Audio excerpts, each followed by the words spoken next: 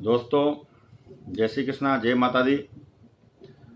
मेरा जो आज का जो वीडियो है ये मकर संक्रांति जो अपना आने वाला त्यौहार है उसके ऊपर है कि हम मकर संक्रांति क्यों मनाया जाती है, जिसको मकर संक्रांति, संक्रांति और उत्तरायण के रूप में अलग अलग नाम से हम मनाते हैं।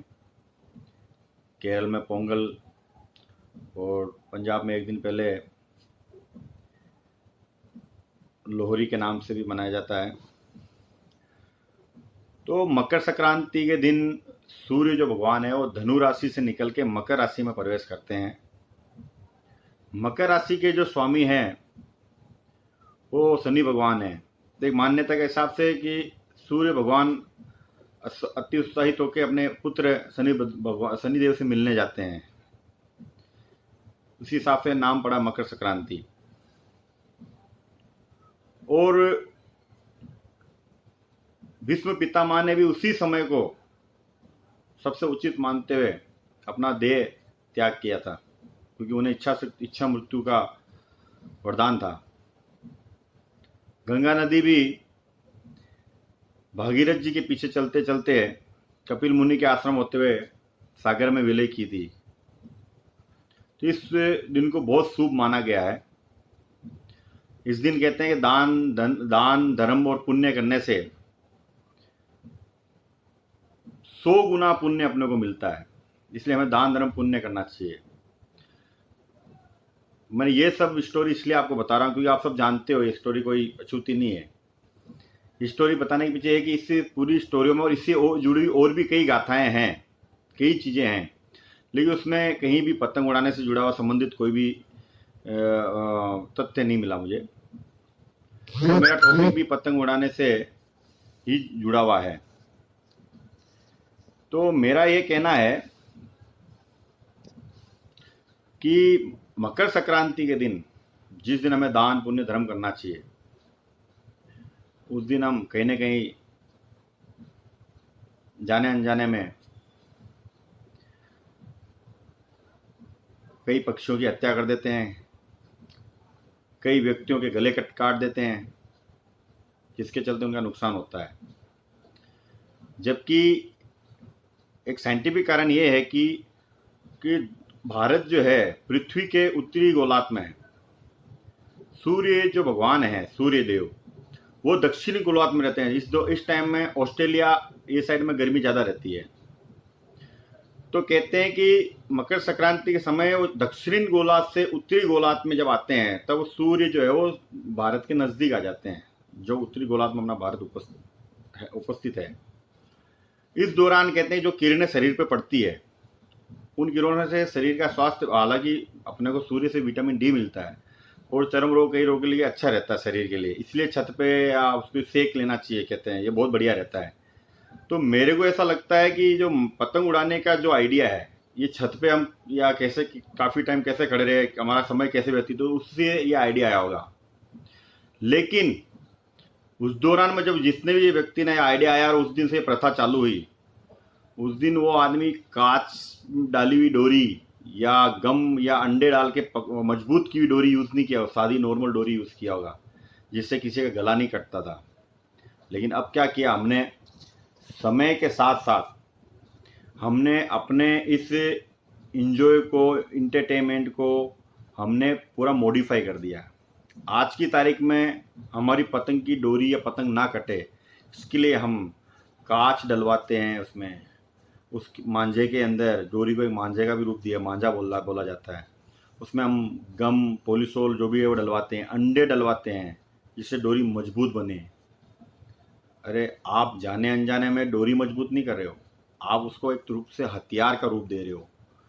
जिस दिन हमें दान पुण्य धर्म करने का होता है उस दिन हम जाने अनजाने में कितने घरों के चिरागों को उजाड़ देते हैं, हम कितने घरों के जिम्मेदार स्तंभ जो कमाने वाले हैं उनको मार देते हैं हम, क्योंकि वो दान पुण्य के लिए अपनी फैमिली के साथ रोड पे बाइक लेके जाते हैं या कोई काम से जाते हैं, उनके गले में डोरी आ जाती है, आधे से ज़्यादा गला कट जाता है।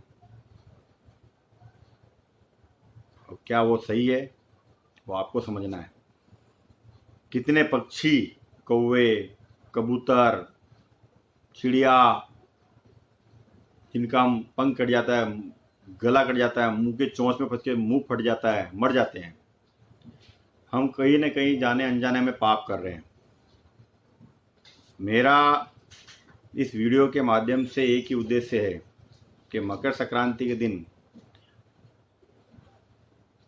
पतंग उड़ाने पे प्रतिबंध मैं नहीं कह रहा हूँ कि लगाओ, पतंग नहीं उड़ाना चाहिए, पतंग उड़ाओ, लेकिन कच्ची डोरी यूज़ करो जिससे तुरंत वो टूट जाए, जिससे किसी के गले में आओ तो वो तुरंत टूट जावे, किसी पक्षी में फंसे तो भी तुरंत निकल जावे। कम से कम पंख तो नहीं कटे, कम से कम जीव हत्या तो ना हो। क्योंकि हमने तो बचपन से जो देखा है, हालांकि मैंने भी बहुत पतंग उड़ाई है, बहुत इंजॉय किए है, लेकिन जब मैंने इस चीज़ पर अध्ययन किया तो मुझे पता चला कि हम जाने अनजाने में इतने बढ़िया सुंदर दिन को किसी घर का मातम का रूप भी दे सकते हैं पतंग की डोरी के द्वारा।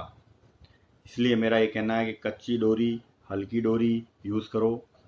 अपने को कोई किसी की पतंग काट के कोई वहाँ पे अवॉर्ड नहीं लेना है। हमें छत पे अगर रहना है तो डीजे बजाओ, डांस करो, तरह तरह के पकवान खाओ, कई तरह से एंजॉय कर सकते हैं, जिससे हमको सूर्य की किरणें भी मिले। विटामिन डी तो हमको सूर्य देता ही है, वो लेनी भी चाहिए। लेकिन त्यौहार के दिन त्यौहार को ख़राब मत करो। हम देखते हैं कि पेपरों में दूसरे दिन आता है इतने पक्षी मर गए, इतने लोगों के गले कट गए, इतने आदमी मर गए, इतने लोग घायल हो गए, कितने बच्चे छत से गिर गए। वो छत से क्यों गिरते हैं? पतंग पकड़ने जाते हैं, पिताजी पतंग उड़ाने में लगा हुआ, बेटा पतंग पकड़ने में लगा हुआ, पकड़ने के चक्कर में नीचे गिर गया। कितने खंभों से करंट लग जाता है, गिल्ली डोरी रहती है, वो पकड़ लेते हैं। कई बार सलिए से पतंग पकड़ने जाते हैं तो अपने लोग उसमें खंभे में डोरी पतंग निकालने में वो तार में लगा देते हैं, जिससे करंट आ जाता है। अरे त्यौहार को सही रूप में मनाने के तरीके को छोड़ के हम लोग एकदम अद्दर बुद्धि की खोपड़ी के बन गए हम लोग। तो हमने उस त्यौहार को पूरा चेंज कर दिया, हमने उस त्यौहार के तरीके को चेंज कर दिया है। पतंग उड़ाओ, कच्ची डोरी से उड़ाओ, सूझबूझ से उड़ाओ, तरीके से उड़ाओ, ताकि आजू बाजू में देखो, आगे वो पीछे होते हैं, कहीं गिर ना जावे। और ज़्यादा हादसे इसी समय होते हैं। और ख़ासकर मेरा फोकस इसी चीज़ पे है कि डोरी कच्ची यूज़ करो, जिससे किसी का नुकसान ना हो, किसी पक्षी का नुकसान ना हो। दान पुण्य धर्म करो, जो बेचारा गरीब है, ज़रूरतमंद है, जिसकी बात नहीं, उसकी खूब मदद करो। इसी के साथ मैं मेरा वीडियो समाप्त करता हूँ और ये उम्मीद करता हूँ कि मेरी बात आप तक पहुँचेगी और आप इस पर अमल करोगे। और मकर संक्रांति की आप सबको एडवांस में बधाई। उस दिन दान पुण्य धर्म करना है, ना कि हमको किसी की हत्या करनी है, ना हमको जाने अनजाने में किसी का हत्यारा बनना है, ना किसी को हम घायल करना है। कच्ची डोरी का यूज़ करो और शायद ज़रूरत पड़े तो पतंग उड़ाओ, बाकी और भी कोई तरीके से अपने एंजॉय इंटरटेनमेंट करो। भारत माता की जय। जय हिंद।